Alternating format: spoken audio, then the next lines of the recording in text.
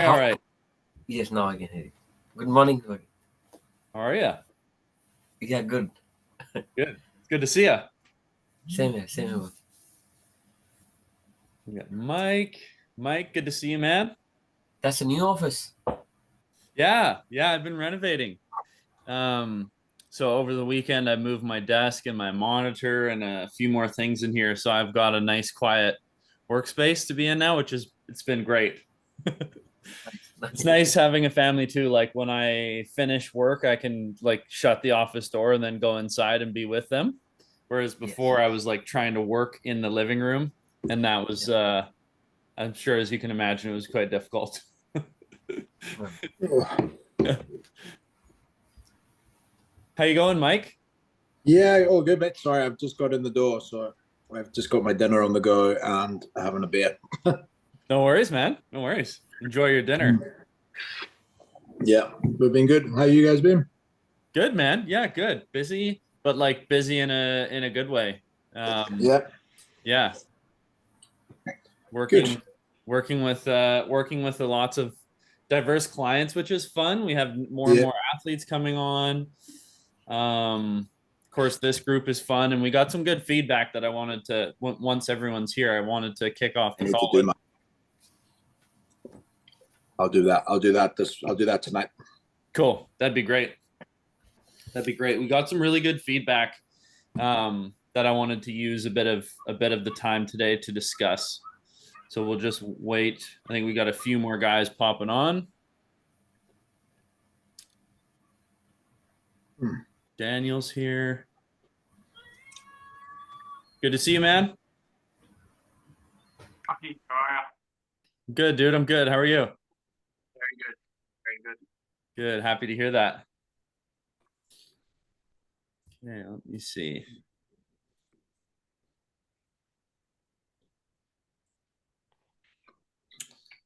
Okay, fellas. Gilly's probably getting a coffee going. Hubert's just popped in.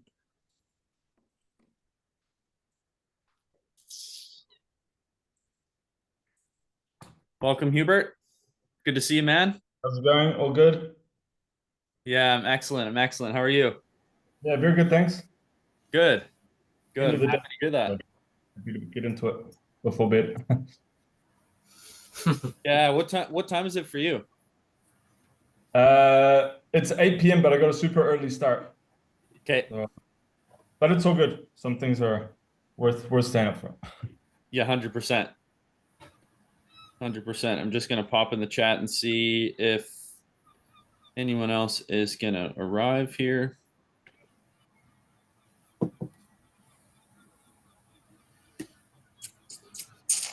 Let's see.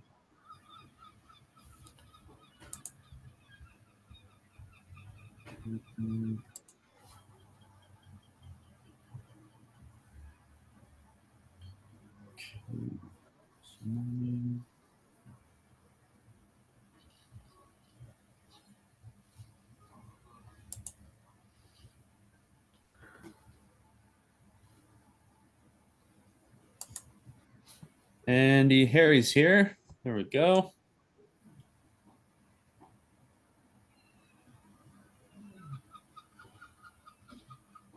Harry, can you hear me all right?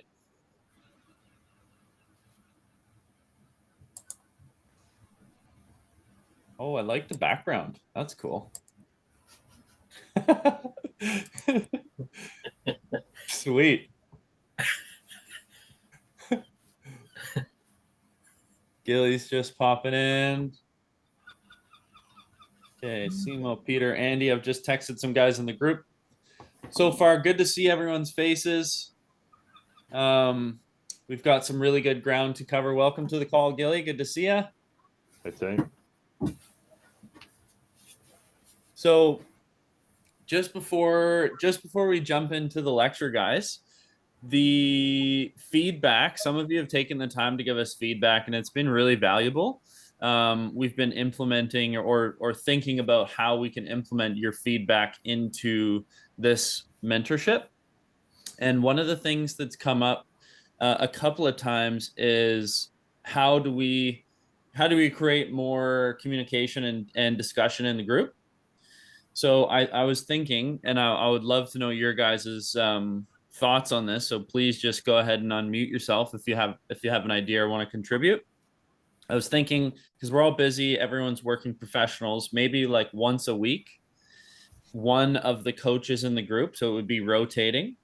Your job would be to spark up a conversation around something that you are learning or implementing with your athletes, or even as simple as a topic that you want to discuss with the group. And then that day would be focused on discussion and information sharing. I think that would be a really good way for especially you guys to be able to interact in between the calls, and get a little bit more discourse going within that group chat. What do you guys think? Yes. Yeah, man. Yeah, Yes. Very good. good. Cool. Okay. Very So why don't we say then we'll go once a week, we'll appoint someone, and then we'll have like a rotating list. Okay. So after the call, I'll send out a WhatsApp. I'll put together a list in order. We'll rotate through the list. We'll pick a day. I'm thinking probably, to keep it simple, let's keep it like, would you guys want to do midweek, like a Wednesday, or is a weekend easier for you?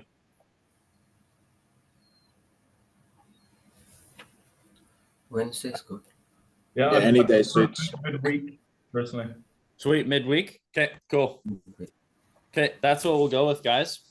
And then any other feedback, like even if you don't have a chance to do the form, any other feedback you have is super valuable to us. Like I know one of the other bits of feedback would be like it would be great to do more program sharing or reviewing of programs. So that's certainly something we can do, guys. Like if we have a Q&A scheduled, or you have a program, that could be part of your weekly discussion, or you could even bring it to the Q&As. So we can do like an open discussion on those as well. So please don't be shy with your programs. And then the same thing from our side. If you have questions around program design or you want to see examples, just let us know, and then we can put something together to share into the coaches resources with you. And that's everything from me. Gilly, do you want to take the floor? Bucky, what I was keen to do is just to start with, just before we get into team versus individual on different levels, if it's okay, we just go around the room and everyone just review or reintroduce the athletes they're currently working with. So basically why we're on the call and why what are we interested in, just so that we keep making sure that we're pitching things to you guys at the appropriate sort of level with regards to the athletes that you're working with and the challenges you might face. So we just go around the room. Don't rush, just take your time, and let's just get a good feel for where everyone's at. Sweet. Why don't we start with Daniel? I'll just unmute you guys one at a time. Yeah, sweet. So yeah, my name's Daniel, and I'm currently working with schoolboy rugby athletes, so sort of ages 16 to 18, more so the opens first and second 15. So their season's about to kick off. They're on the back end of pre-season, and also working with sort of semi-pro cricketers, sort of first to fifth grade. So like first grade is sort of on the brink of, like, you think BBL, if any of you are aware, or Sheffield Shield. So yeah, a range of abilities there, and yeah, that's about it. Yeah.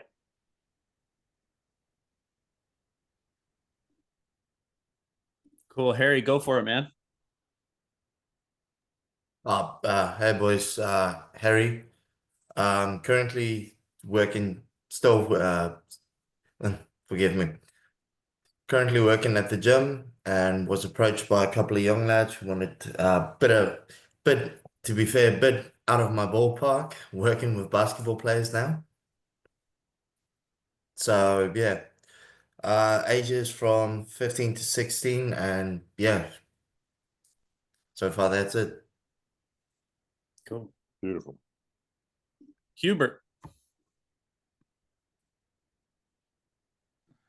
So currently I'm working with a range of athletes.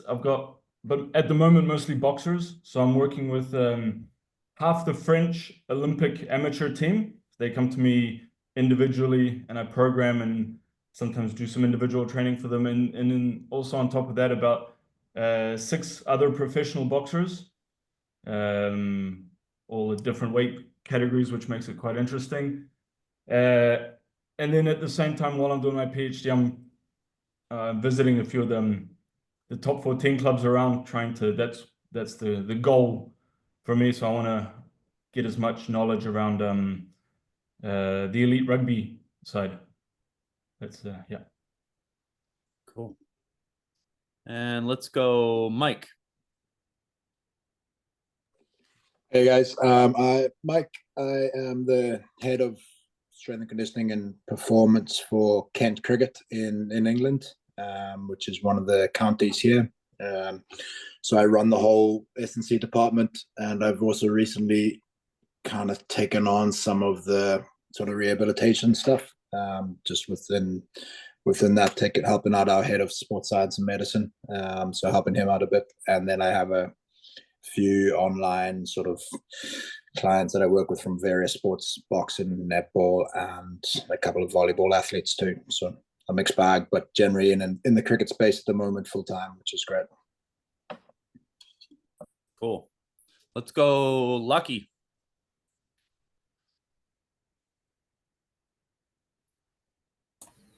Good morning, everyone. Myself, Vikas, and I work for North Wellington Football Club, based in Wellington. I work with the men's space from under 13, under 15, under 17, reserve, and the first team, and the women's team as well, under 15, under 17, and their first team.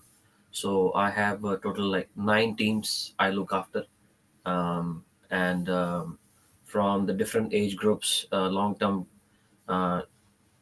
athletic development, and for the first team, how I can maintain their, kind of whatever the physical qualities they have. I try to maintain, and slowly I will progress. So, yeah, this is my, so yeah. Awesome. And Simo. Hello, everyone. So my name is Simone. I live in Wellington, New Zealand as well. I'm a head strength and conditioning coach for Old Boys University Rugby, which is the club, rugby club, linked to Victoria University of Wellington.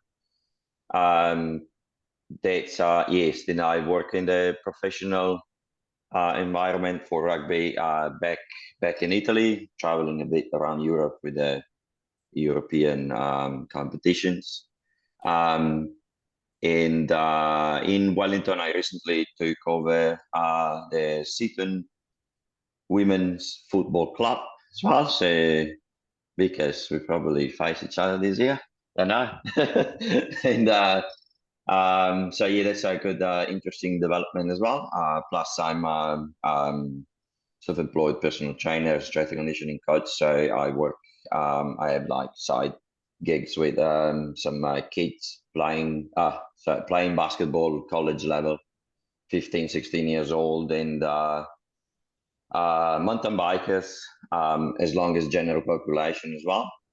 And I do work in the boxing environment as well. I work for a boxing gym, but not in a competitive environment, just more for fitness and upskill myself as well on that sport. Yeah, that'll be all. Awesome. And then Andy's not here at the minute, but he's a head coach. So he's learning a lot about S&C through this program. And then I know Peter, he can make it as well. Peter is a personal trainer at the moment, and he's also working in amateur level club rugby S&C, if that helps.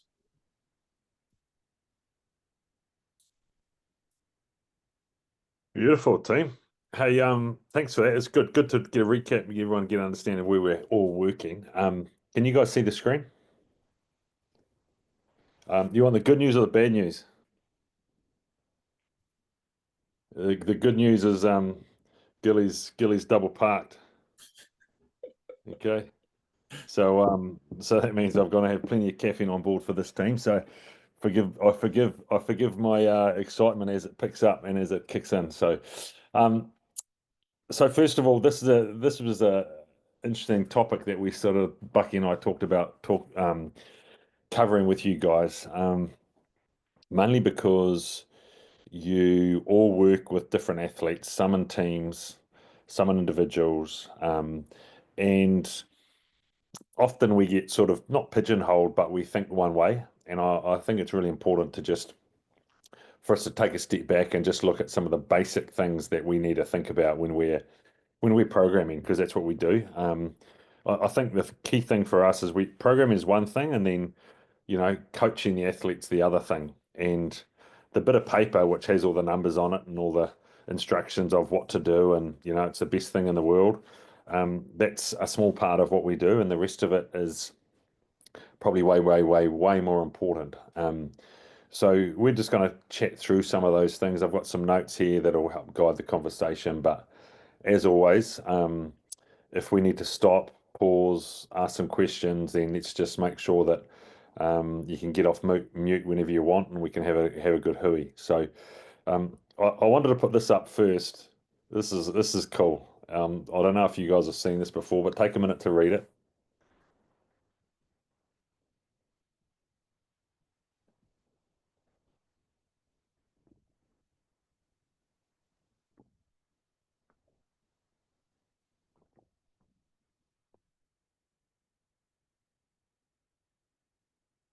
Okay. Anyone read something like that from Sir Alex Ferguson before? Yeah. Um, any great coach understands that it's not rocket science, how to become better at things. And I think that for us as S&C coaches, performance coaches, it's exactly the same for us. It's actually about doing the basics repetitively, consistently well, with good progression and good form, and that's how you get better. It's actually the simple stuff done well. And repetitively, and actually not getting bored of the repetition, but getting stimulated by the progression that you can make. And the work that has to be put in to get the small changes and small progression. So I think that's a good thing to keep in the back of your head is it's not about overcomplicating. It's actually about simplifying. Okay, so key things to think about when we're talking about programming for individuals or teams. So this is following on a little bit from Alex's thoughts. It's very much my philosophy that you want to improve leg strength, then it's about doing plenty of legs. Okay, it's not complicated. It's not. If you want to improve your squat, you don't squat once a week. Okay, unless you're squatting 400 kilos, then it takes you bloody 10 days to recover, right? So, but most of us are dealing with athletes that will not be putting sufficient weight on bars where they need more than a week's turnaround between the movements. Most of us are working with athletes that will respond very quickly and very well to frequency. Okay, and so I've got repetition here because it's about skill repetition, but it's also about frequency of lifting or frequency of stimulus. Okay, so that word should be repetition or frequency. Like I suppose the thing to think about for individuals and team sports is, and we'll see later on as we dive into this, but there's so many things that we can work on. There's so many things we want to change, we want to improve, we want to tweak, we want to repeat, and we want to be doing often in a week. And that's where the challenge lies, is how do we get what we need to get done as often as we need to get it done. So we'll get to that later. The second thing is sequencing. Now, sequencing is really important. I've fallen into a belief, and I don't know if it's right or wrong, to be fair, lads. I've fallen into a belief that whatever's most important comes first. Okay, and so what I mean by that is, if I'm sequencing a training session, whether that's a fitness session, a strength session, or even a session in its own right. So I'm talking about sequencing within a day, but we can actually consider sequencing within session as well. Okay, so what that would look like if we're talking about within a day, for me, if my focus is on getting someone strong, and I want them aerobically fit, then I would probably focus on strength in the morning and aerobic fitness in the afternoon. Okay, if I was wanting to get someone's repeated speed improved, so anaerobic fitness better, so it's tough, it's running fast, but I'm pretty happy with their strength and power, then I'd run first and I'd lift after. Okay, so the fatigue from session 1 will influence the quality of session 2. That's the point, right? Within a session, if we're wanting to get fit and fast, then you do all the speed at the start when you're fresh, because then you can just push the boundaries and get fatigued later, and it doesn't compromise speed development. So you should always be thinking about sequencing in a gym session. What's the lift that's most important, but also requires the most energy and most taxing? Well, you're going to put your big lifts in early. Okay, so make sure we've prepped for them, the body's ready to go, but your focus is done first, so all the energy is put into that, and whatever comes after isn't as important. Everything's important, that's why you've programmed it, but it isn't as important as your primary goal for that session. The third point I've got up here is balance. This is a thing that I think most of us get wrong with young athletes. And this isn't balance like hanging out on a beamboard, like walking along a piece of wood. This is actually about balance of not just physical, but balance of everything. Now, if any of us had the answers to this question all the time, we'd be very rich. We wouldn't have to be working. The answer to balance, I think, is something that changes all the time for every individual. And as coaches, we need to remember that.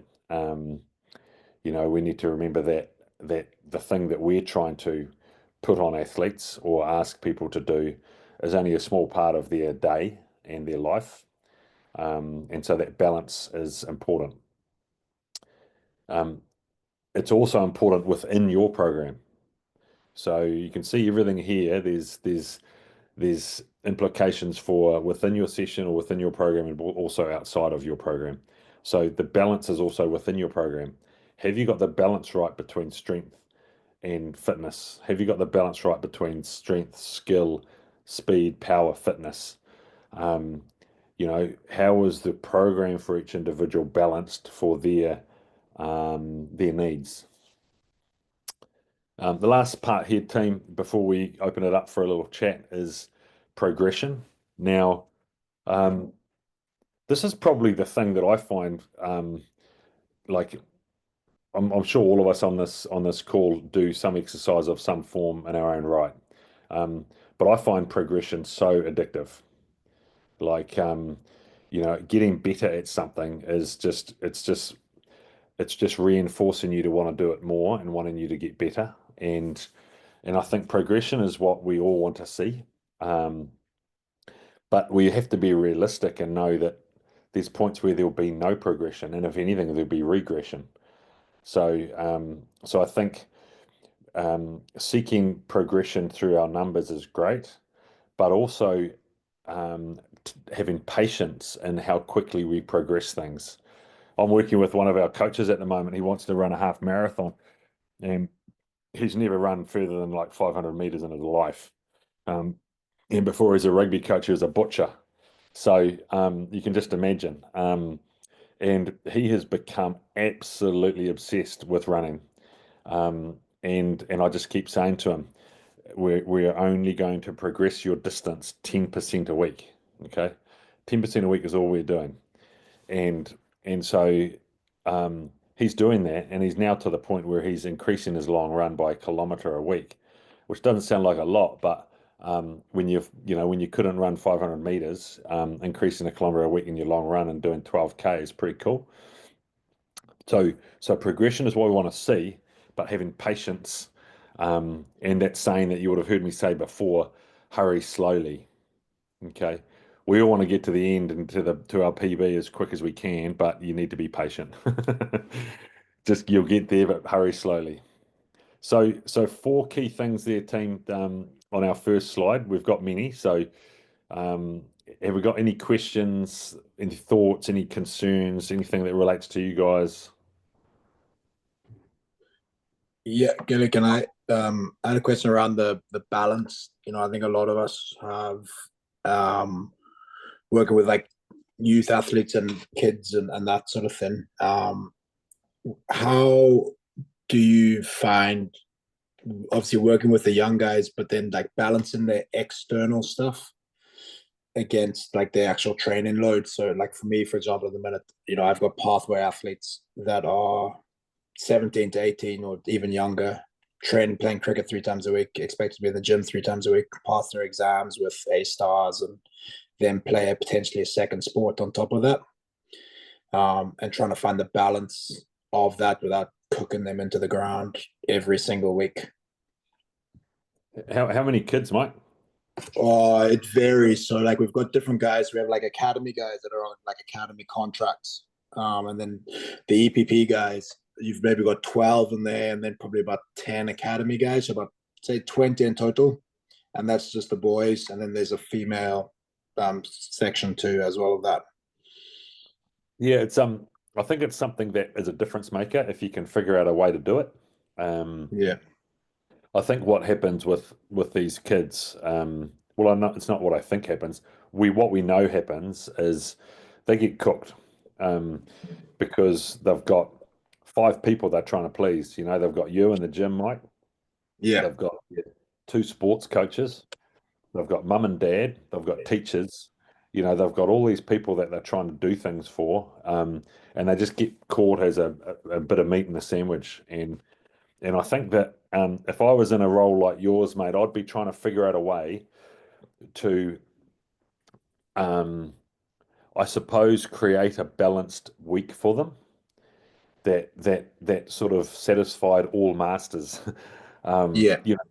So what's their primary sport? Okay, so that's priority. Secondary sport, great. Don't over specialize. Don't specialize too early.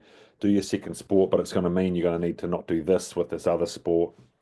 When are you going to study? When are you going to socialize with mates? Because people don't think about that. People think about school and sport, and how do we help them do both? No one thinks about socializing. Yeah. And as young people, that's the most important thing out of everything, is socializing and knowing how to exist in the community, and have fun and be happy. So I think that trying to figure out a way to achieve that. Now I just think of sitting down with each of them and going, okay, what's your week look like? Let's have a look at it. I just don't know if that's realistic with time, Yeah. But in an ideal world, it would be, maybe it's a group session of, hey, everyone's sitting down today. We're not actually going to do any lifting today. We're going to look at your weeks as a group, and I'm going to give you some ideas to help plan your week so that you can actually enjoy the journey. You can thrive at school, you can thrive at sport, and you can thrive with your mates. I don't know. That's sort of the challenge that these young kids face. And so that balance in the week while still trying to achieve is a tricky one. Yeah. Has anyone else got any thoughts?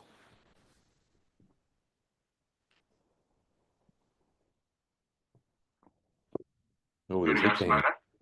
Fire up, team. I'll go. So, with my school and even the rugby boys, we've got heaps of other sports pulling them in different directions. So a big one is like rowing. So if they're like I think it's like if they're first 8 rowing, they literally just don't do any rugby pre-season. because there's so much rowing, so much they do in the rowing program. That we just go, you just do that. When you finish that, you finish your final cover for that, then you come over. I think they try to sneak in a few technical stuff with them where possible, but from the S&C side of things, yeah, they're getting pretty fit rowing as is. They're getting pretty strong in the gym still. So sometimes it's just like letting them be if they get enough from their other sports and just finding ways to fill in gaps where they're not getting it.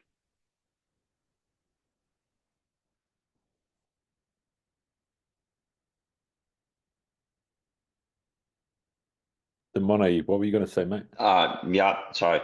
Yeah, no, on a consideration on that, since it's good because I've seen both sides, you know, like it's really interesting how here in New Zealand, or probably in UK is going to be the same, like because sports is so linked to college and schools, they do a lot of things, while like for example, my home country in Italy, we don't do much sport in at school, and you just go for a club and you play one sport or max two, and you at some point you decide what to do after a couple of weeks. What from my experience here working with a college as well, I've seen like I got a recent feedback from a 16 years old a 16 years old track and field athlete, and she does hammer discus, and yeah, she's so busy that we see each other just every fortnight, but when we start working together, I think it was the most typed athlete of 16 years old that I ever seen. So she came for a gym session with all knee typed and shoulders and niggles in the hips and stuff, and we just did like really 40 minutes of gym every fortnight to just try to get her strong and few exercise body weight at home. That exactly, that working on that balance there as well. She, you know, because we are coaches as well, but we, as you said at the beginning, just to try to keep the things simple and prioritize what they want to do. You know, we obviously want our athletes to get better numbers and get stronger, get faster, get fitter, but the main thing is they get better at their sport. So and they are available as well for their training. So if you find that the good thing about the youth athletes is they progress quite easily if you find the right balance. So if you don't overcook them, it's just keep it as simple and having like feedback that they can tell you like, oh, it's working. So that's actually another thing that for obviously with team and academies is a bit more a long process, but yeah, surely is a conversation to have with the kids. And the good thing is they adapt quickly, and they do. If you find the right balance, yeah, you got like good rewards, even with not much volume of training. That's at least on my experience. Nice, mate. Thank you. Hubert, are you up, mate? Yeah, I guess I wanted to also pick your brain about what your strategies would be for balance around, I guess, media obligations for guys, because I've had a few times over the last few years, especially with my higher level boxers who are starting to like fight for titles and big fights, where especially the point where you want them really concentrating on their training, that's when the media's pulling them left, right, and center, and then they're absolutely rinsed. And you know, up until this point, I've been trying to just gently remind them, sometimes not so gently, that you know they're still there to work, and that they need to be smart about them. So mate, it's pretty straightforward. Like it all fits into the same box, guys. you know, like prioritizing and planning a week for an athlete, regardless of age, regardless of sport, regardless of professional versus amateur. The media commitments, Hubert, is just another one of those things, isn't it? It's like, you know, when should it be is probably the question. Okay, so yes, you have to do it. Cool. Yes, you have to go to school. Yes, you have to go to exams. Yes, you have to go and do some filming for a commercial. They're all things that different athletes at different levels have to do. The key is that it falls into the sequencing perspective, or the sequencing question, or the balance question, which is when is the best time for it to happen? Okay, so we have media at our trainings all the time, and I have to for some reason it's fall on my shoulders, but I decide whether they come at the start of training and leave, or they come at the end of training and are there for the finish. And the day that each day is different, because let's say on a Tuesday, our preparation, our start of our training is really, really low key. There's nothing tactical, there's nothing technical. The media can come and be right in our face, no problem. Then they're gone. Okay. Likewise, whereas on a Thursday, you know, the start of our trainings is more technical, tactical, and game plan. We don't want people seeing that, so they don't come until at the end. And when they come at the end, they're on the side. They're not interfering with what we're doing. So everyone will have to make those decisions of when they should be present. So Hubert, you need to say, look, I don't mind this media stuff's all great. It's great for you. It's great for your brand. You're obviously doing well, but can we plan when it happens? Can it be after lunch? You know, can it be once they've finished their recovery? You know, so again, we have the same thing. You know, I have to have a crack at the media people because they'll be stopping guys from getting on the bus to go to recovery. Actually, recovery is more important. Sorry, that's a priority. Media's third on the list. So sorry, but they can do it at lunchtime. And so you just need to sit down and ask the question, say, can we just plan this a bit better, and not let it compromise preparation, because otherwise you won't want to talk to this guy anymore because you'll be losing. Okay, beautiful, good chats, team. Okay, next little slide just to walk our way through, and this covers all bases here that we've talked about. A couple of you are working with, you know, just general population. I call them weekend warriors. I think general pop weekend warriors, like, they're the most enjoyable athletes to work with, in my opinion. The gains are easy. The detail is low, but the coaching is high. Like, the teaching and learning that goes on is massive because they're sponges. And they might only have, you know, 8 hours a week to train, but that 8 hours is really important. And so, you know, you compare them to pros or to amateurs that are truly competing, it's all very different.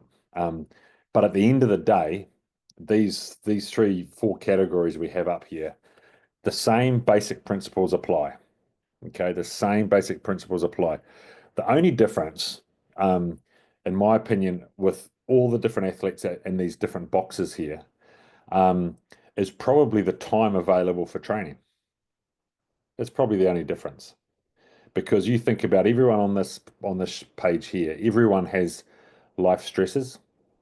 So the school kids will have exams, they'll have peer pressure at school and social stuff, and, you know, getting in the cool group, being bullied, all that stuff.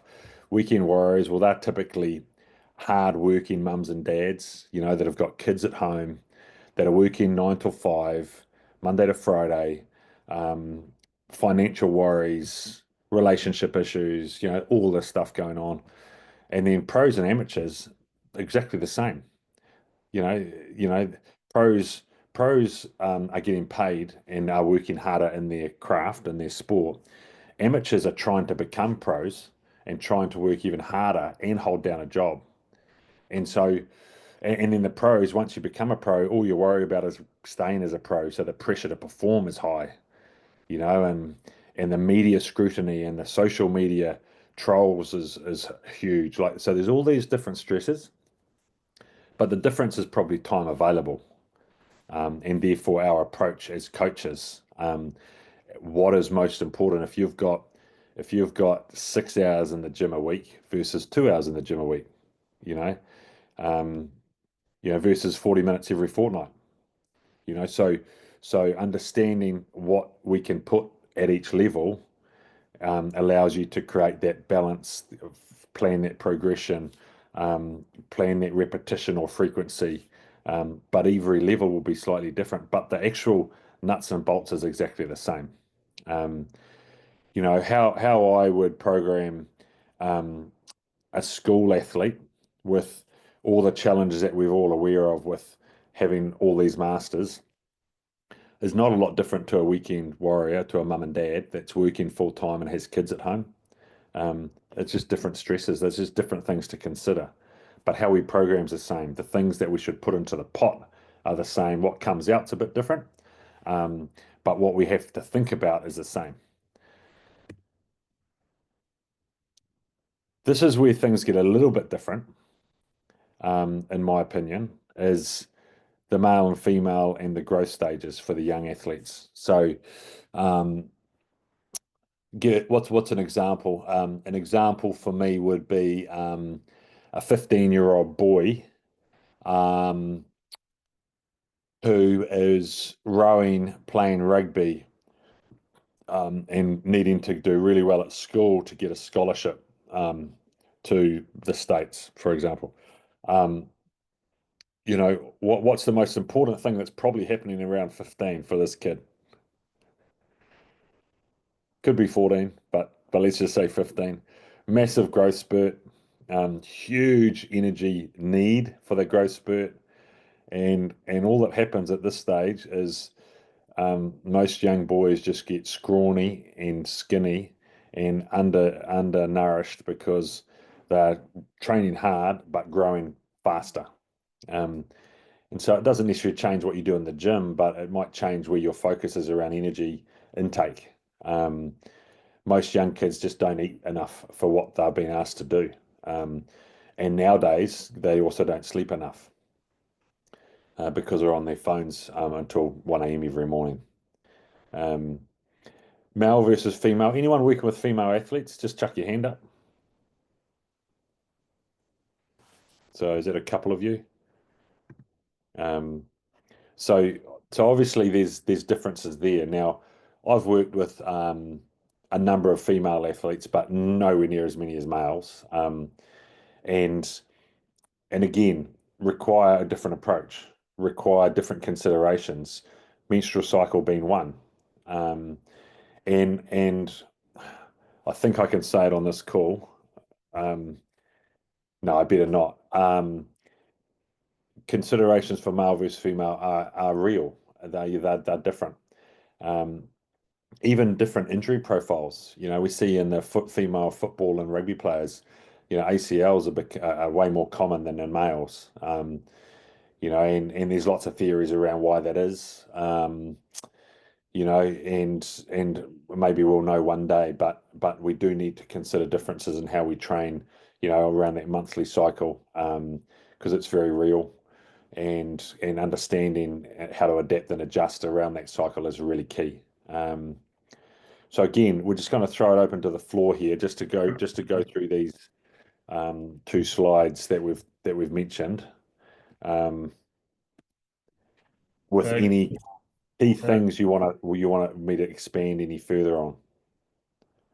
I was just thinking about the increased rate of injury for around the knees, ACLs for women. Do you think that could possibly be linked to the Q angle? Well, that's what people are saying, right? So people are saying that, like, there's some research I think that's coming out that's semi-supportive of it. I haven't looked deep enough into it, to be fair, but my thoughts, like in New Zealand, I feel that a lot of it's because the females, particularly, it's become more evident because in the professional, when the women have gone professional, the ACL incidence has obviously become more prevalent in the professional ranks. And my thoughts personally is they're not strong enough. They haven't spent the time in the gym like men have. Like most boys are in the gym at 14. 15, 16, right? And 10 years ago, I doubt many girls at school were in the gym, at least in New Zealand anyway. I don't know about overseas in America, but in New Zealand and Australia, getting strong hasn't been high on the radar for women. So I think it's just a matter of part of the solution. I think is the academies, the woman starting training earlier and having a bigger training base and therefore a higher training age will help dramatically reduce the injuries. We know that training age and training base is massive for any athlete. And I just think that a lot of the professional women in New Zealand, Australia, had just lacked the training base and training age. That's all. I could be wrong. Happy to be wrong, but that would be my take on looking from the outside in.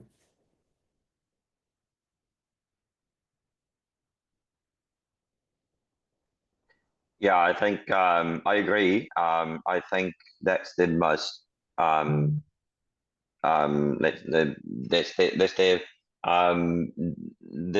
my same opinion. The thing is related to the balancing topic, I think, about female athletes as well. For what I know, at least, yes, I'm always talking about the experience, but for what I know, there is a lot of dropout on that age window between 16, 18 to 20 years old because they just get overwhelmed with all the things to do and they have no social life and trying to please lots of coaches with all the sports and they kind of get back to sport after they skip all that phase, and that's how you skip a lot of 8 years of training age. I believe so. That's also another thing to consider. The balance for them is very, very important. And on that, I have a question. Do you how I know it's important. I use a strength and conditioning programmer that tracks menstrual cycle for my women's athletes as well. But how important do you think is for the what we call the weekend warriors? So if they train twice a week and they play on a Sunday, how much of the impact, apart from just not saying sitting down the conditioning part or just adapting like as much as you can individually for these two trainings, but how much you think it will impact for the weekend warriors? You mean the menstrual cycle? Yeah, that month, the month periodization. Yeah, well, I think it's no different to, I suppose, how it might impact anyone, but at the end of the day, like all it is an extra thing that men don't go through, right? And so it is basically something that it might not impact a lot on what you do Tuesday, Thursday, Sunday. It might be that there's some some auto regulation going on from individuals, So it's no different to if one of us turn up to training, we're just not feeling it today. You know what? Like shit sleep, lots on my mind. I'm going to train, but I'm just going to take it easy. I'm just going to tick a box today. I'm not going to miss training. I'm just going to tick a box, and I think that that's something that probably we should be considering for everyone.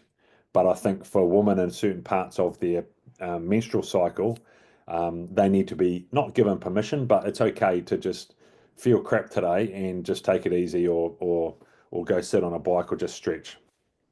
Okay, so I think that's all my point is that it's just another consideration for us as coaches, particularly as male coaches. Because we don't get it, we don't have it, so it's sort of we don't go through that, so we just need to be aware that it is a thing. So yeah, make sure it's part of the discussion. Is how you feeling today? Good. Okay, let's rock in. That's all it is. No different to what you do with any athlete.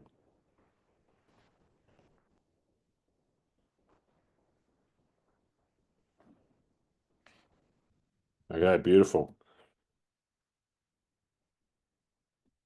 So you can tell that a lot of this that I've talked about so far is about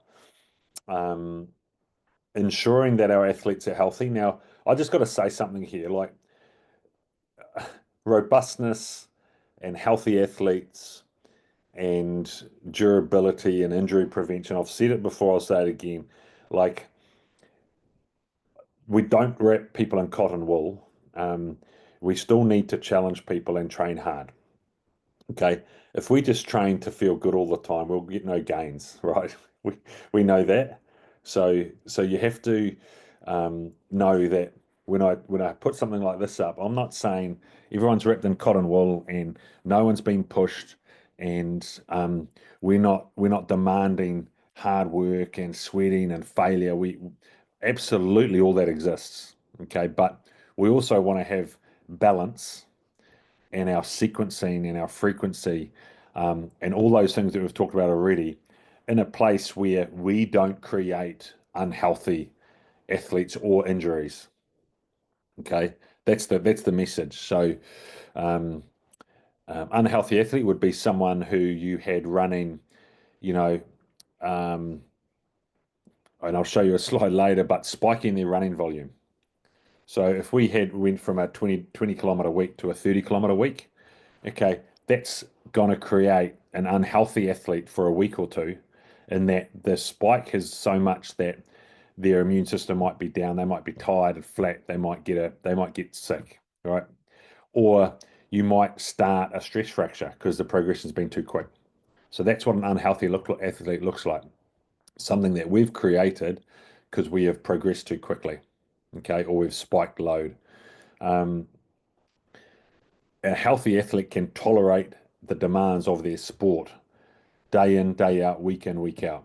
And so what that looks like, you're playing a contact sport like rugby league, you need to be bloody strong to be healthy, because the strength you possess will help you dominate collisions and therefore not get hurt. Okay, does that make sense? So being healthy isn't about not training hard and not playing much and all that stuff. It's actually the opposite. It's actually about building the physical athlete to be able to tolerate what they need to do. Okay, what's this one? I forget what the slide is. Where is it? Oh, here we go. Okay, so this is the athlete, and you would have seen something like this all the time, but I don't think you can see it too often. When we're programming, whether you're talking about a weekend warrior, a school kid, a college athlete, an amateur athlete trying to become pro, a semi-pro, a pro, whatever it is we're talking about, all these things are massively important. Okay, so who here thinks they are fully symmetrical? Who's symmetrical here? None of us, right? It's an absolute joke. Like I don't know, if I actually rode my bike in a straight line, I reckon I'd gradually go in a circle. So I'm like 5% down on my right hand side, and it's my dominant leg. Figure that out. So symmetry is really important to consider in your programming, and that might just look like introducing single leg or single arm stuff occasionally. That's as simple as that. But typically, asymmetry comes about mainly post injury. So this is where this is aimed at. Like if you hurt a calf, okay, you start loading or favoring the other side. What happens? You start overdoing one side and you get a calf or a hamstring on your healthy side. So symmetry is about being aware that injury can lead to asymmetry, and we need to make sure we stay on top of that through our programming going forward. Strength and stability, no brainer. We know what that is. Physical too, in no particular order. This could be running. Okay. So you're going to get the gist here. This could be gym work. Physical two is, the other physical two is gym work. Physical one is probably your sport. So it could be rugby training, football training, basketball training. Okay. So you've got the sport training, you've got the gym training, and you've got the conditioning training. Okay. So 3 different forms of training going on. You've got mobility. Okay, well, okay. Flexibility, mobility, how does that fit? Big rock, nutrition. So we all know that, and I argue with our nutritionists all the time, but I wouldn't mind, and hands up who reckons our physical ability, our physical fitness, and how we express ourselves in a sport, how much is, I don't know, 70% nutrition, 30% training program? Hands up, anyone? 70-30? Oh, Bucky, 70, half hands. 60-40, 60 nutrition, 40 training. 80-20. Oh, 80 nutrition, 20 physical. Okay. So you can see there the importance of nutrition, and we're all S&C coaches. So we're pretty much saying that our job's like a very small impact. Okay. That's not what we're saying. What we're saying is, doesn't matter how good our program is, if our athletes and our people we're working with have shit nutrition, you can't out-train it. Okay. You cannot out-train a shit diet. And funnily enough, that took me about 10 years to realize that from the age of 16.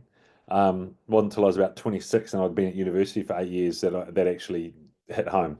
You know, if I actually just ate better, you could train less and be fitter. Okay. But that's our job, is to educate in that space. Race or game execution. So tactics, mental preparation, mental game plan, how we look after ourselves, and then your injury history, which leads to symmetry. So you can see here, this is just a real quick snapshot. We're trying to write a program for someone, doesn't matter what level they're at. These are just some real small things, or some of the many things that we need to think about to create this balance and to create this performance that we're wanting to get to, if it is something that's driving everything. Regardless of the athletes that we're working with, like I think the thing that we'll spend some time on soon is how we look after our own bodies. I think us teaching young people and even mums and dads how to look after their body, like I'm coming up 50 and I've got all the toys and all the bits and pieces in the world you wouldn't believe, and I still don't look after my body as well as I should. Okay. If I did, I'd be way healthier from a movement perspective. Okay. Sorry, Gilly, do you mind, before we go on, mind if I just ask a question around that Absolutely. slide? Mostly around the nutrition, and I guess it goes also back to the stressors an athlete has to deal with in his environment. Because in a week, basically a week, Ramadan starts, and I'm working with like more than half of my athletes are actually Muslim.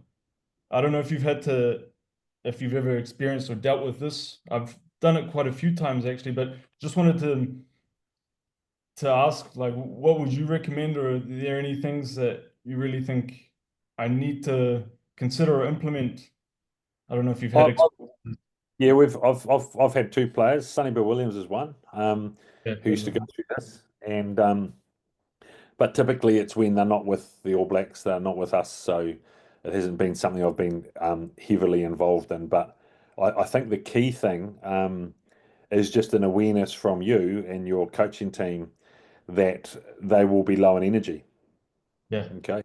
That's all it is. It's an awareness, and it's like, well, maybe our sessions maybe we don't change anything, or maybe we just see how they're performing in the session, but know that they might run out of juice, 3/4 of the way through. And so that would be all I'd suggest. It's an awareness, no different to the menstrual cycle, no different to someone telling you at the start of a session that they were up all night preparing a presentation, and had no sleep. It's just one of those things to consider, and be able to adapt and adjust on the spot based on what you're seeing. Because some athletes, they front up and they'll just get on with it, and you won't even know that they haven't eaten. So I think it's just, and some will look like a bag of shit. So I think you just need to have that awareness, which you do, and then be able to adapt and adjust based on what you're seeing in the session, and know that it's not actually that they're not trying harder; they're just out of juice. Copy. Cheers, mate. Anything else on that slide, team? Yeah, just sorry, Gilly, I can just with Hubert something that we've tried. We have a couple of Pakistani players with us at the minute, or are coming into us, and we ended up. What we did was, obviously we know that they eat quite, like in Ramadan they'll eat before sunrise quite a lot. So we front loaded their week and started them really, really early, and then just let them, by the afternoon when they were done, was just like that was their own time to go into prayers and various things. And like Gilly says, just really trying to just engage with the culture and try and understand it more. And then once you get a good understanding of it, it kind of flows quite easy, because then they'll buy into it a lot easier. And also to help you out, because I don't know, like in the UK, our sunrises are early and late sunsets. So there's quite a small window. So some of them were starting, like the two guys were starting maybe at 6 a.m. just to get some sort of effective training, but then they were in bed and sleeping by 2 p.m, 3 p.m, just so that they can then eat again in the evening. In winter here, it's a lot easier at the moment. The days are much shorter, so obviously the window that they can't eat is much shorter. But we have also done like heavy training camps, like return from holiday training camps, where it's the big volume, sort of like a preseason in rugby before they start the competition cycle, where it was middle of the summer and Ramadan had kicked in, and these guys are like, the coaches are forcing them to do 2, sometimes 3 trainings, and I'm just sort of like, trying to mop up, making sure these guys don't absolutely explode themselves, because boxing coaches can be absolutely brutal. I think just end on a quick anecdote. One thing they always say, boxing is a sport where you eat rocks. So in terms of nutrition, that's where they're at.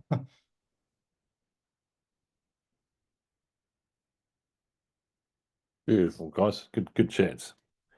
Okay. Hey, Gilly, just if you don't mind, just one sec. I think, guys, maybe what I'm hearing from this call today is that perhaps one of these calls in the near future, and I know, Simone, this was feedback from you as well, is maybe we need to do more of a deeper dive on nutrition, like sort of the basic guidelines you can use, thinking about individualization for different sports, or how we tweak nutrition and stay within our scope of practice, but being able to give athletes basic tools that can help set them up for success if they don't have access to someone like a nutritionist, as an example.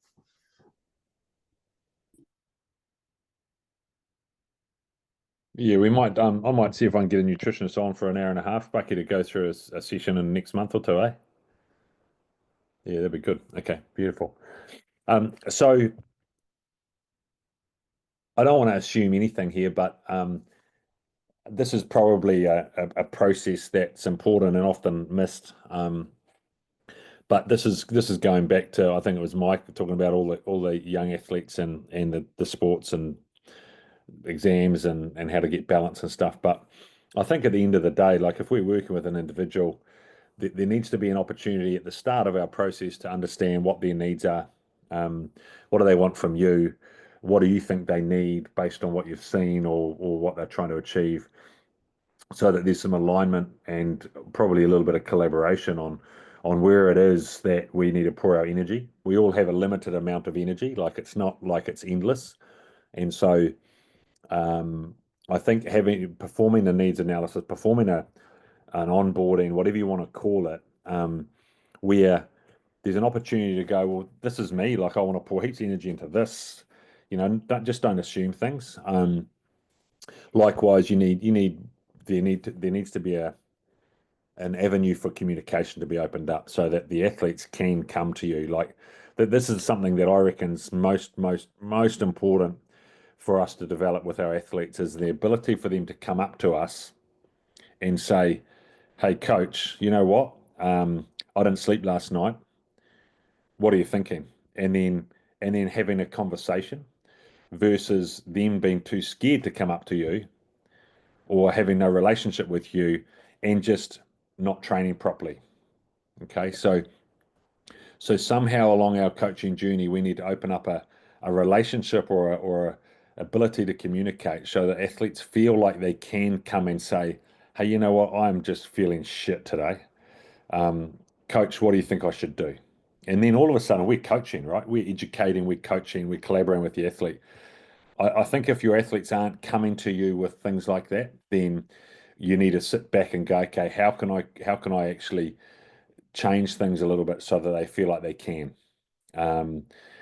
So the needs analysis is actually a big part of that first step of creating a relationship to say, I hear you. This is what I think. What do you think? Okay, cool. This is where we're going to go with it. And we hear this trendy word that goes around the last, I don't know, 4 or 5 years called buy-in. The athletes will buy into the program if they feel like they're part of it. I agree with the fact that they'll do it better if they feel like they've contributed to it and it's been discussed with them. If I just give an athlete a program and I haven't talked to them about it, then they might do 75% of it, and then a quarter of it they'll change. Well, I'd rather they did 100% of it, and that quarter of it that they wanted to change, we discussed and we agreed on the change. Happy days.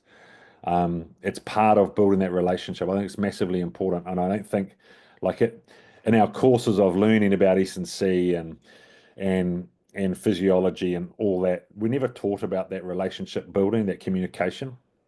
It's way more important than the prescription of exercise. Because the prescription of exercise is easy. It's a recipe. It's actually the softer things, the softer skills that are probably more important as we become better coaches. Flows on from that. You've seen this diagram before, but from your discussion, from your needs analysis for your sport, for your athlete, you're going to find out what's most important. I had a meeting with a young hooker the other day. He's 15. He asked if he had a cup of coffee, and he's one of our rugby ready athletes actually. Mitch from Auckland.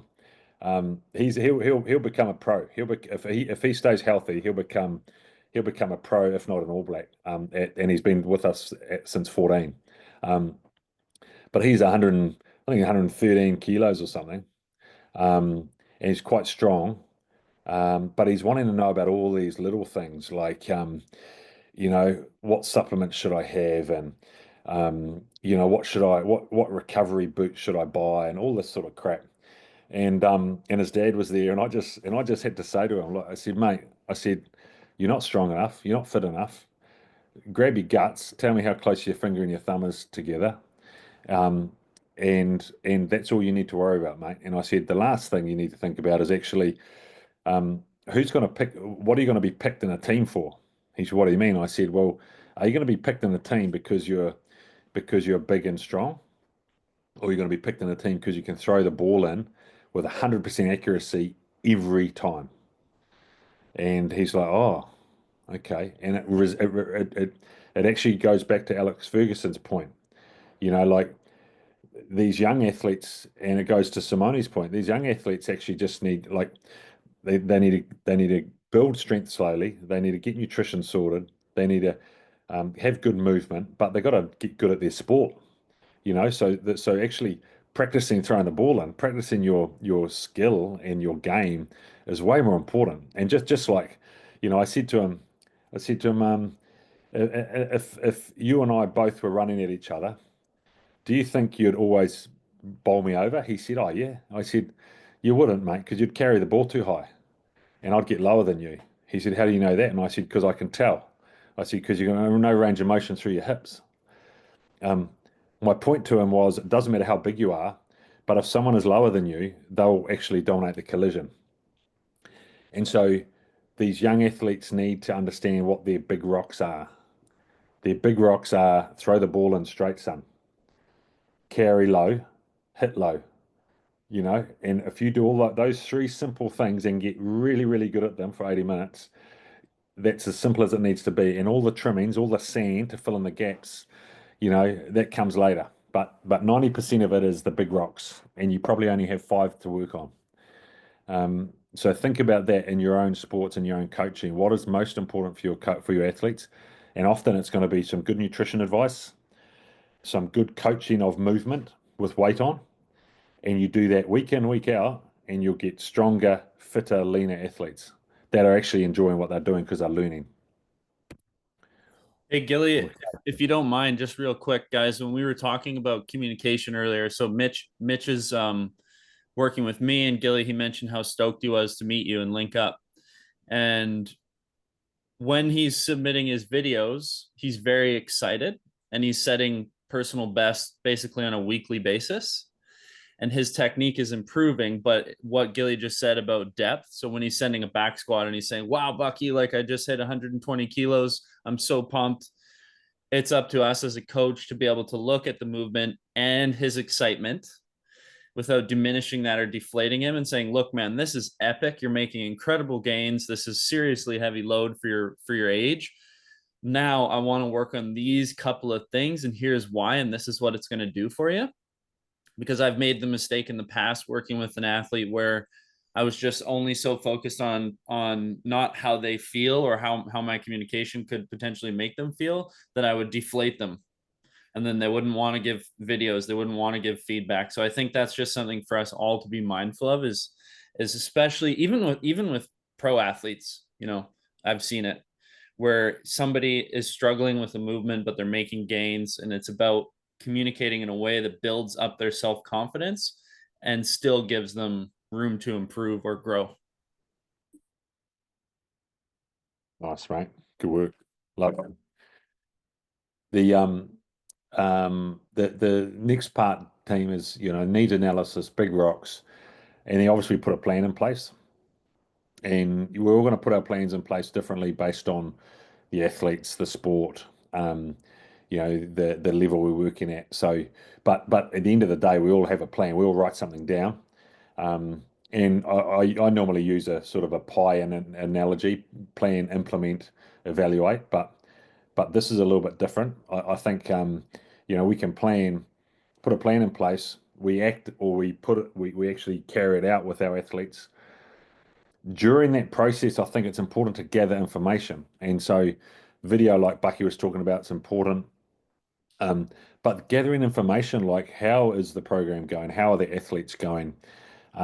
Because that forms the process of your evaluation. Okay, so it doesn't have to be data. It can just be conversations. It could be talking to parents. How's John at home? Is he getting enough sleep? How's the balance going for John? Is he feeling like he's being pulled left, right, and center? Or is he okay? Like, gathering information is just conversations. What do we say? We talk about using our eyes and our ears. Okay. And something I loved the other day that someone said to me is, why are we given 2 ears and only 1 mouth? Because we need to listen more. Okay. So all of us will be guilty of that. Listen more, talk less. Gathering information is about asking the question, but then listening. And then the last part of the cycle is to reflect. Okay, how did that plan go? How did the group implement it and carry it out? How were they going through the process, and what is some feedback for us before we put the next plan in place? Okay, so it's a constant cycle of learning and reviewing and implementing and training and progressing. Like every time we put a new plan together, hopefully the bar's been raised. You know, so the next plan is going to another level, and the next plan to another level, to a point where our physical plan is locked in, and now it's just about execution on game day, execution in our event.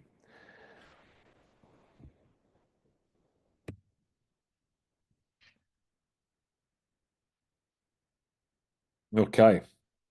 We talked about colour. Bucky and I'll get a nutritionist on. I'll try and see if we can afford the All Blacks nutritionist to come on and talk for an hour and a half, but she's bloody expensive, so we'll see how we go, team.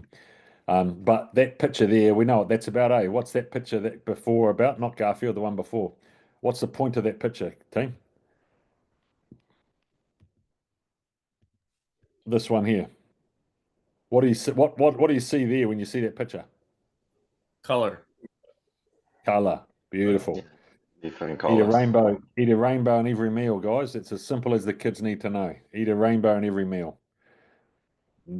Can't be much simpler than that.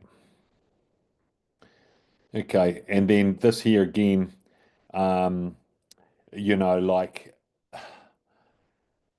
we always talk about, you know, aim for 9, get 8, aim for 10, get 9 sort of thing. We sort of need to be getting 8 to 10 hours sleep, in theory, to be able to not function, but to be able to thrive. Now, I don't know if you guys saw the research on sleep in the basketball team maybe 6 or 7 years ago. Just showed that athletes that got more sleep improved skill acquisition more than athletes that got less sleep. And so I use that paper for parents. You know, you want to help teach the kid that sleep is important when they think they can function fine. Is, well, you show them that if you want to become more skillful in your sport, you need to sleep more, because your neural motor patterns are laid down while you're asleep. So you practice during the day, the body lays down those new movement patterns at night when we're asleep. If we're not sleeping enough, we won't improve our skill as well as if we sleep more. Okay, so it's not just about, you'll lift better, or you'll play better on Saturday, or anything like that. It's actually a legitimate, there's research that shows your skill acquisition and your learning is better with more sleep. So sleep more, and the hard thing with young people these days is those phones they lay in bed on, and you challenge them on it, and they know, no, Dad, I turned off at 10 o'clock. Bullshit, you did, because you looked like you had 3 hours sleep. So, been there, done that, and it's a tough one for young kids, because if you go to sleep and you're not on your phone, you're missing out socially. So it's a real challenge for young athletes. Okay, we're cruising through this. Now, this is something I like doing, and this is something that I've done with young triathletes before, or young endurance athletes, because most, especially young people, go through a growth spurt. Bones get long real fast, muscles and tendons don't, lose range of motion, lose ability to move well, and either don't get it back or it takes a long time. So we need to be able to coach athletes or coach people how to look after their body. And I think that it doesn't matter if you're individual sport, team sport, young, old, female, male, pro, amateur, none of us do this well enough. And it goes a long way to keeping our body out on the park or in the training arena. Now, how we all want to achieve that will be very different. Okay, what's realistic for us is different. But the key thing for all of it is going to be keeping it simple and doing it often. And so it could be as simple as 3 main mobility exercises for your chosen athletes. And ironically, anyone heard of the FMS? Who's heard of the FMS, the functional movement screen? Hands up. Yeah. So again, it was real trendy, I don't know, 15 years ago. Everyone did it. And I, including myself, and ironically, all it uncovers is the same shit. We all have the same issues. All of us have the same restrictions. Okay, because of our lifestyle, we're sitting in a chair now, we're hunched over a computer, we all have the same restrictions, and the FMS just tell us how bad it is. But we've all got the same shit. And so why I like that is because I don't use any of that stuff anymore, because I just know we've all got the same stuff. So everyone needs the same stuff. We all need to open up our hips. We all need to open up our thoracic spine, and we all have stiff ankles and don't recruit our calf, Achilles, foot as well as we could. And so why I got excited about that is because it just simplifies things for us all. We can actually put stuff in our program. We can coach our athletes so that by the time they get to a high level, their thoracic spine is easily be able to extend. They've got great posture. Their hips are strong, stable, but they've also got full access to their hip flexion and extension. Like you would not be, you'd be blown away with how many people cannot actually activate glute in a running movement because their hip is too tight at the front. Okay, they can't actually extend the hip and therefore activate glute because we're seated all the time. And if that's one thing that we could improve in every athlete, it would be that. It would be actually hip extension and hip flexion strength. So they're both similar and quite related. What am I talking about here? So Just to go back to where we started, Alex Ferguson said it's not about flash new changes in how we train, all these new programs, all these new exercises, all these new drills. It's actually doing the simple things at a high level, repetitively, and it's not about over engineering or over complicating. And I think that, you know, the best coaches are very much about that. It is about, there's 4 things we need to get right. We lose if we don't. So we just got to get these 4 things right, and we win. And and I've worked with lots of great coaches that don't change a lot. They know this drill gets this skill pattern into the players, gets this mindset into the players. That's all we have to do. We know that this drill does this for the players. That's all we have to do. We just have to get better at it than the other team, because the other teams will be doing it as well. In the gym, you know, like, we don't need to overcomplicate the gym program. We just know we need to get stronger in our key movements and stay strong and keep getting strong. And the gym is not a place to get injured. So we push and we push, but by things being familiar, there's no risk of issues. Okay. You would have, I mean, soft tissue health is, I think it's important, but it depends on the athletes. Why it's important for me is I'm a big believer in massage, but a lot of people don't have time or money for massage. A lot of young athletes won't get massage, but we can teach self myofascial release, self massage. You know, I even get players to do it on each other. Like, we'll have players walking on each other's quads and stuff like that. It's a bit of bubble and squeak, but it's also quite effective. I think soft tissue, keeping our soft tissues in a good place is important. These exercises here, Kelly Starrett, Supple Leopard, great book. Go and look at that resource. I've got some examples coming up in a second. But we can do stuff ourselves to look after our tissue. But again, it's normally the last thing we do. Now, this is Bucky. Bucky, when he was 15, he's a bit bigger now, old Buckster. We don't need to quite get to that extreme, lads. Like, that's ridiculous. But ideally, we get to this, because that's what we should be able to do. Okay, so this is as simple as it is, and if we can get our athletes to do that, doesn't matter what age. Like, just so you know, I'm trying to get All Blacks to this level every day, and I'll never achieve it. Okay, like, some of the best players in the world can't tie their own shoelace up. Okay, but that brings other strengths to them. Okay, so Ardie Savea is the stiffest person on the planet, but he's been one of the best players in the world. Now, if I got him to be able to move like this, I don't know if it would help him be better. I think part of his ability to not be tackled is because he's so stiff and strong, and he can't actually he can't move himself, let alone other people move him. You know, so I think that we have to set our expectations, but ultimately, our young athletes have full body function like this.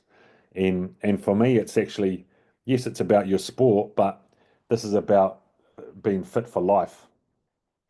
This is about actually being healthy for 100 years, not a stiff, immovable person for 50, and then you just can't function anymore.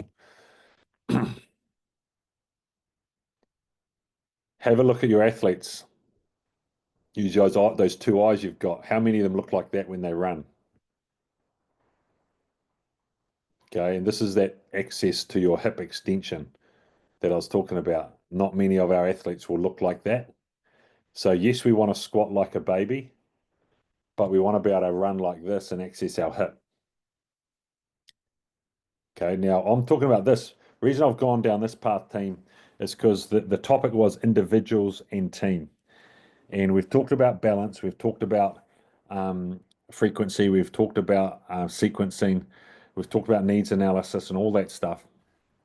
But now we start looking at, okay, coaching an athlete, whether that's a group of them or one of them, and what's important. And for me, this is really important. Locomotion is what most sports are based on. if we can improve locomotion and the efficiency of it, then we're going to have better athletes. Okay, this is what I talked about. So years and years and years of FMS. This is as simple as it gets.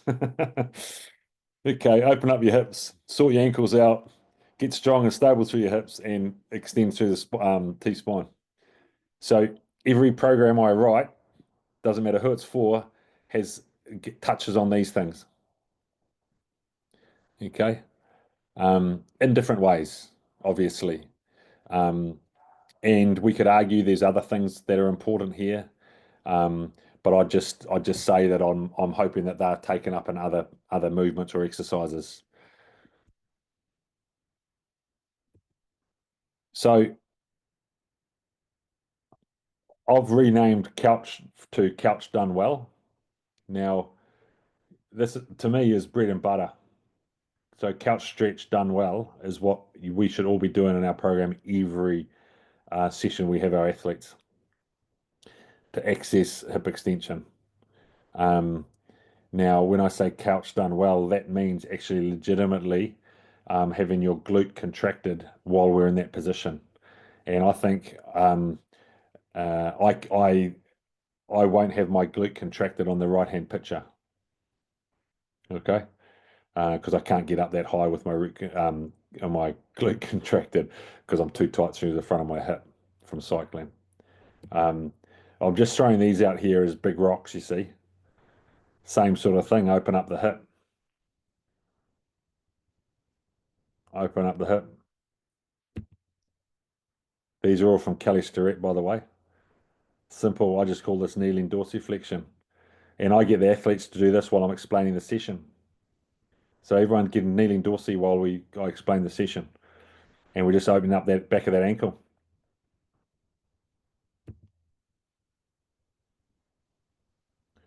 Love a foot and mouth.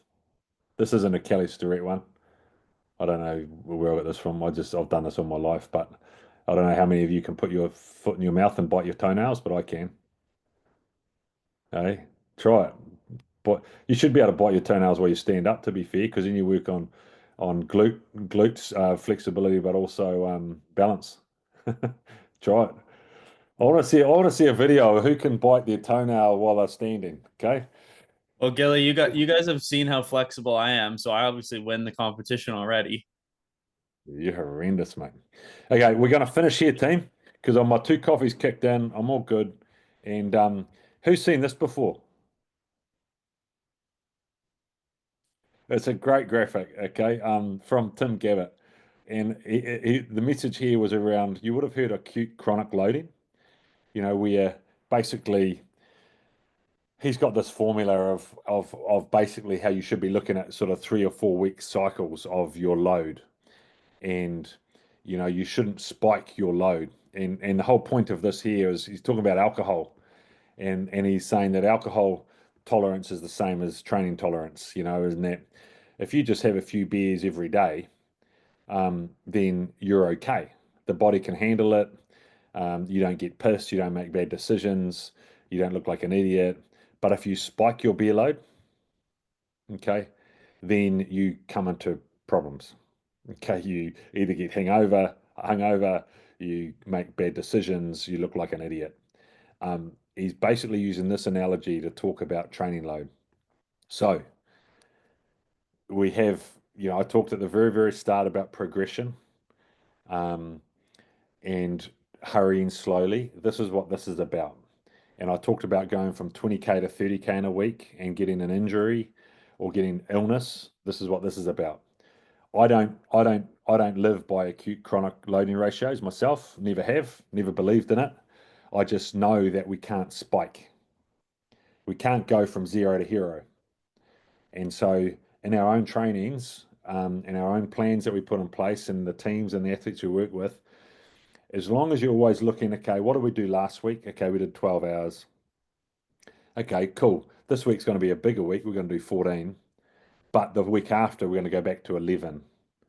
Okay, and as long as we're fluctuating our loads and we're staying within a bandwidth, then everything's okay. I'm working with a couple of marathon runners at the moment, and I basically have a 3-week build, into a 1 week unload.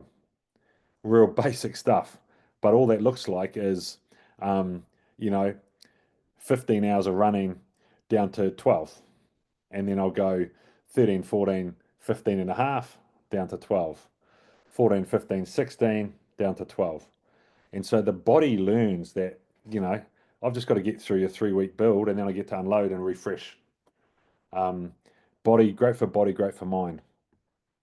Your acute chronic loading is just the same as drinking beer. Okay. Don't drink too much too quick. Just get good at drinking a little bit. Thank you, team. Any questions? I use that advice for my athletes, just to drink a little bit of beer every time and they'll be good. Nice, mate. How good. I wanted to make just one comment also. I really liked your point about having the basics and doing them very well, the few key lifts. But I also think culturally, I think in New Zealand people respond to it much better, just based around like the number 8 wired mentality. But what I've noticed in France, people expect, the fancy bells, the fancy whistles. So I guess to find a compromise, I've kept my few key lifts in the programs. I always know what I'm focusing on, and just to make them happy culturally, I'll add in a little bit of novelty each session anyway, just around the key. And that's perfect, Hubert. That's exactly how you do it. Like, we go back to Alex Ferguson. His core drills would stay the same day in, day out. And I'm sure that around the periphery, there's a few tweaks and things. And I think that's the key is you keep true to the core, what's most important, and you make that the cornerstones of any program. And, a little bit of frill or a bit of icing here and there to change things up, no problem. Like for me, it's like, bench, chin, squat. And then around that, I change up all our other exercises, but they stay the same. And so whether that's your prep, your mobility, whether that's couch versus cowboy, whether that's world's greatest versus a wide base lunge with a barbell, whatever it is, you're changing the things that require some stimulation and learning and innovation, but the fundamentals are the same. It's like you want to become a better swimmer. Well, you've got to swim, right? You want to be a better runner, you just got to run. And it's just the things around it that you can change and tweak to stimulate or to provide them with that innovation that they think they're doing all this new cool shit. Good work. Cheers.